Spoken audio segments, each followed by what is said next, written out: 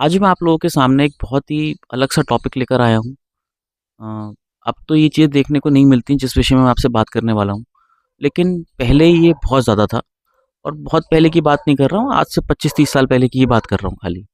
आप देखेंगे कि ये उन लोगों के लिए है जिनकी मतलब जिनकी बेटियों की शादी हो गई है, जिन पेरेंट्स ने अपनी बेटियों की शादी कर दी है।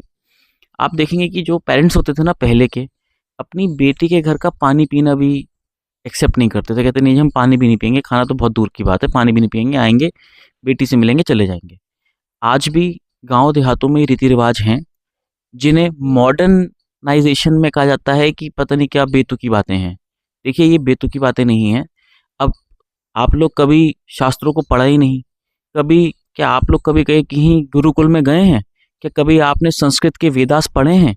क्या आपने कभी शास्त्रों को, पुराणों को ध्यान से पढ़ा है? जब पढ़ा ही नहीं है तो ये कह देना कि सब बेतुकी बातें हैं, बिल्कुल गलत बात है। सबसे पहले उसके क्रक्स को समझिए, समझिए कि उसमें ऐसा क्यों कहा गया है।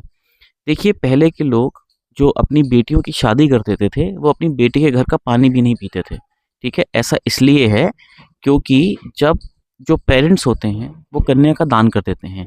दान की गई वस्तु को उपभोग करने से हमारे सारे पुण्य नष्ट हो जाते हैं। इसी वजह से पहले के लोग पानी भी नहीं पीते थे।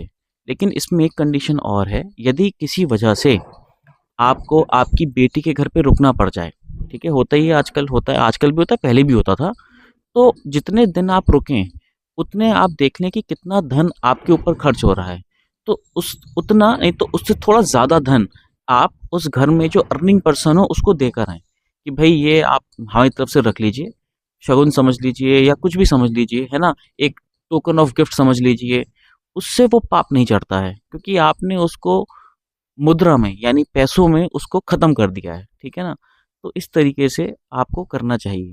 देखिए ये सब शास्त्रों की बातें हैं, अपने मनगढ़ंत बातें नहीं बता रहा हूँ, ठीक है ना?